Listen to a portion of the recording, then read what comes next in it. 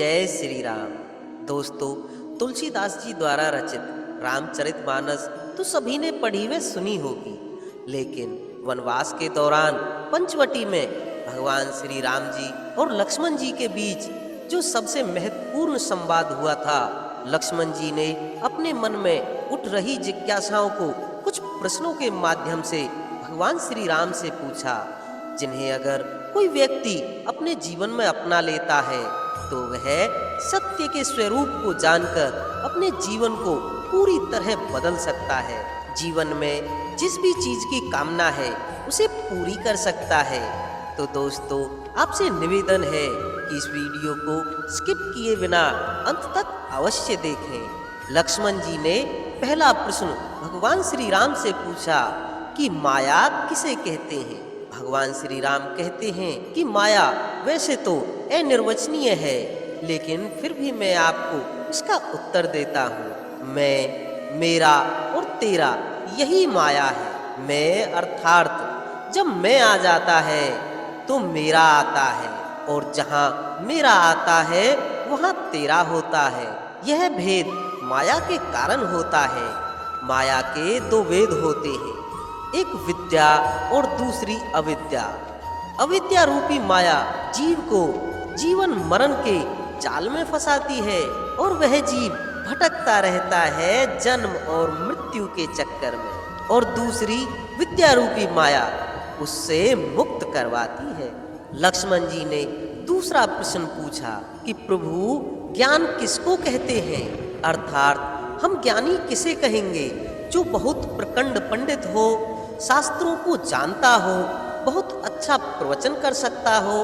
लक्ष्मण जी की बातों को सुनकर भगवान श्री राम बोले, पंडित और ज्ञानी में अंतर है। उसे पंडित कह सकते हैं लेकिन ज्ञानी नहीं। ज्ञान उसको कहते हैं जहाँ मान न हो, अर्थात जो मान और अपमान के द्वंद्व से रहित हो, जो सभी में ही ब्रह्म को देख सके। ज्ञान के द्वारा ईश्वर की सर्वव्यापकता का अनुभव हो जाता है, तो वह ज्ञानी सब में भगवान को देखने लग जाता है। लक्ष्मण जी ने तीसरा प्रश्न पूछा, प्रभु, बैरागी किसको कहते हैं, जो भगवा कपड़ा पहनता हो या फिर उसने संसार छोड़ दिया हो, सिर पर जटाएं रखता हो, माथे पर तिलक हो, हाथ में माला लिए हो, क्या उसे बैरागी कहते हैं? तब भगवान श्री राम कहते हैं, परम बैरागी वह है जिसने सिद्धियों को तिनके के समान तुच्छ समझा है, जो सिद्धियों के चक्कर में नहीं फंसता। तीन गुण प्रकृति के रूप का यह शरीर है, जिसे शरीर की आसक्ति नहीं रहती, वह परम बैरागी है। लक्ष्मण जी ने चौथा प्रश्न किया, जीव और ईश्वर में क्या भेद है? भगवान श्री राम बोले, जो माया को, ईश्वर को और स्वयं को नहीं जानता वह जीव है, और जीव को बंधन तथा मोक्ष देने वाला ईश्वर है।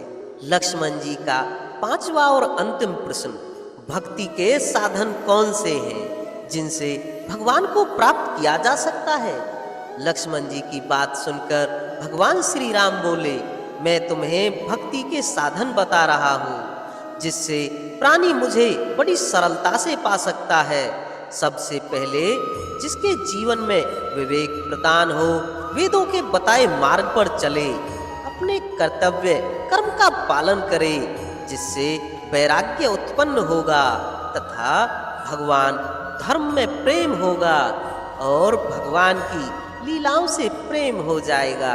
संतों के चरणों से प्रेम हो, मन, कर्म और वचन से भगवान का भजन करे, गुरु, पिता, माता, भाई, पति और देवता सब में मुझे ही देखे, सबका वंदन करे, सबकी सेवा करे। अगर कोई जीव इतना कर ले तो मानो उसकी भक्ति सफल हो गई। जिस भक्त में काम, क्रोध व अहंकार, पाखंड न हो, वही भक्त ऐसा होता है जिसके वश में स्वयं भगवान रहते हैं। जिसके मन, कर्म और वचन में मेरा ही आश्रय होता है, जो निष्काम भाव से मेरा भजन करता है, उसके हृदय में मैं सदा विश्राम करता हूँ। तो दोस्तों उम्मीद करते हैं कि आपको यह वीडियो अच्छा लगा होगा। वीडियो को अंत तक देखने के लिए आपका बहुत बहुत धन्यवाद। और आपको यह अच्छा लगा है तो कमेंट में जय श्री राम अवश्य लिखें। और ऐसी ही ज्ञानवर्धक वीडियोस को देखते रहने के लिए हमारे चैनल अकेला इंसान ऑफिशियल एक को अभी सब्सक्राइब करें। तो दोस्तों मिलते हैं अगली वीडियो में, तब तक के लिए जय श्री राम।